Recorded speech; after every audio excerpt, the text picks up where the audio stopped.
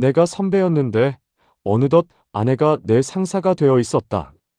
7년차 회사원인 나는 아내와 같은 회사에 다닌다. 결혼 2년 차인 연인에서 부부가 된 남들이 부러워할 만한 사내 커플이었다. 하지만 아내의 능력이 나를 앞서면서 우리의 관계는 예상치 못한 방향으로 흘러가기 시작했다. 나는 7년차 직장인이다. 지금 회사에서 일한 지 벌써 7년이 다 되어 간다. 아내도 같은 회사에 다닌다. 우리는 결혼한 지 2년이 되었다. 아내는 내가 입사 3년 차일 때 신입사원으로 들어왔다. 처음에는 다른 부서였지만 귀엽고 사랑스러운 그녀에게 첫눈에 반해버렸다. 나는 어떻게든 그녀와 접점을 만들기 위해 그녀 부서에 자주 들렀고 선배로서 일을 가르쳐주며 자연스럽게 가까워졌다. 그렇게 우리는 연인이 되었고 결혼까지 골인했다. 회사에서도 부부가 같은 부서에서 일하면 좋겠다며 배려해 주었고 우리는 같은 부서에서 일하게 되었다. 하지만 그때부터 우리 부부의 관계는 조금씩 삐걱거리기 시작했다. 지금까지는 내가 선배로서 그녀에게 일을 가르쳐주는 입장이었는데 어느 순간 입장이 완전히 뒤바뀌어 버렸다. 아내가 내 실적을 뛰어넘은 것이다. 지난번 보너스 때 아내의 상여금이 나보다 많다는 사실을 알았을 때 나는 큰 충격을 받았다. 자존심이 산산조각 났다. 그때부터 나는 아내를 보면 열등감만 느끼게 되었다.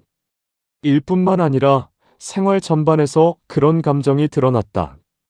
지난주 오랜만에 아내와 함께 휴가를 보내게 되어 당일치기 여행을 떠났다.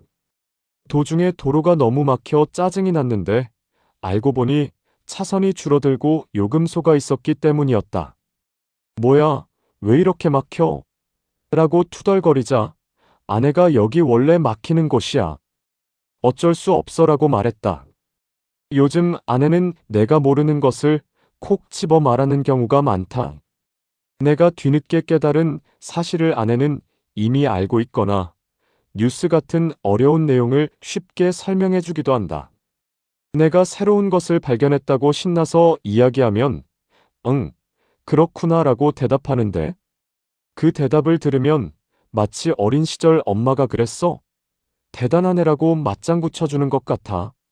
내가 어린아이가 된 기분이 든다. 아내와 이야기하고 있으면 어른과 아이가 대화하는 것 같아 내가 너무 초라하게 느껴진다. 아내 입사 당시나 연애 시절에는 내가 선배였고 아내가 후배였는데 지금은 입장이 완전히 뒤바뀌어 버린 것이 너무나도 속상하다. 일상적인 대화조차 너무 힘들다. 연애 시절에는 만화나 게임 이야기로 밤새도록 수다를 떨었는데 요즘 아내는 내가 추천하는 만화나 게임에는 전혀 관심이 없고 비즈니스 서적이나 전문 서적, 신문을 읽는 것을 좋아한다. 내가 늦게 퇴근하거나 씻고 나오면 아내는 보던 뉴스를 끄고 내가 좋아하는 예능 프로그램을 틀어준다. 나보다 월급도 적으면서 그만 좀 해라고 속으로 생각하며 불쾌해하지만 그런 생각을 하는 내가 더 싫어서 괴롭다. 얼마 전에는 신입사원에게 아, 이 과장님 남편분이시죠? 라는 말을 들었다. 원래는 내가 더 선배인데 아내의 남편이라는 꼬리표가 붙은 것 같아 기분이 나빴다. 아내는 어느새 회사 안팎으로 넓은 인맥을 쌓았고 정보력도 뛰어났다. 나는 회사에서도 집에서도 점점 설 자리를 잃어갔다. 아내는 항상 완벽했다. 그 많은 일을 하면서 집안일도 완벽하게 해냈고 친척들도 나보다 아내를 더 의지했다. 회사 임원 회의나 중요한 비즈니스 모임에도 나는 초대받지 못했지만 아내는 늘 초대받았다. 실력이나 능력 면에서 나는 아내에게 완전히 밀리고 있었다.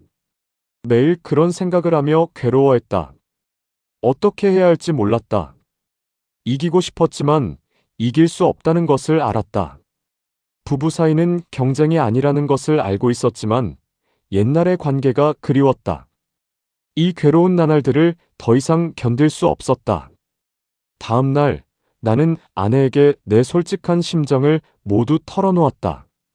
내가 당신 발목을 잡고 있는 것 같아. 회사에서도 집에서도. 아내는 무슨 소리야? 절대 아니야. 그보다 오늘 저녁 뭐 먹고 싶어? 라고 말을 돌리려 했지만 나는 물러서지 않았다. 지금 내가 느끼는 열등감, 비참함. 매일 그런 감정을 느끼는 게 너무 힘들어. 이직까지 생각하고 있어. 내 말을 듣던 아내가 갑자기 얼굴을 일그러뜨리며 펑펑 울기 시작했다. 나는 아내가 그렇게 울 줄은 몰라서 당황하며 아내를 달랬다. 한참을 울던 아내는 겨우 진정하고 자초지종을 이야기했다. 아내의 이야기는 이랬다. 아내의 부모님은 두 분 다 명문대 출신의 대기업에 다니는 엘리트였다.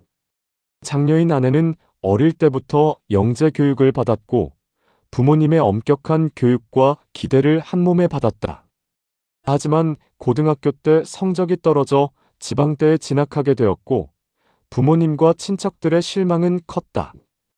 기대에 부응하지 못한 자신을 자책하며 트라우마가 생겼다고 했다. 공부만 하느라 친구들과 어울려 놀아본 적이 없어서 대학에 가서도 친구를 사귀는 법을 몰라 혼자 지내는 시간이 많았다.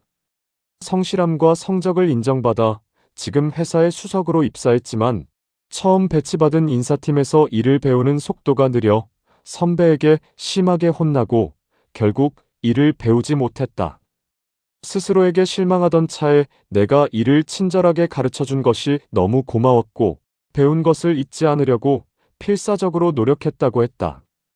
당시 아내에게는 경무 속에서도 나와 함께 보내는 주말이 유일한 낙이었다. 나는 아내가 일을 못했다는 사실을 처음 알았다. 신입사원 시절 내가 가르쳐준 것을 늘 기억하고 있어서 일을 잘한다고 생각했다. 결혼 후 나와 같은 부서에서 일하게 되면서 전 부서의 힘든 기억에서 벗어나 자신의 속도대로 일할 수 있게 되었고 주변에 도움이 된다는 사실에 기뻐하며 일에 몰두하게 되었다고 했다.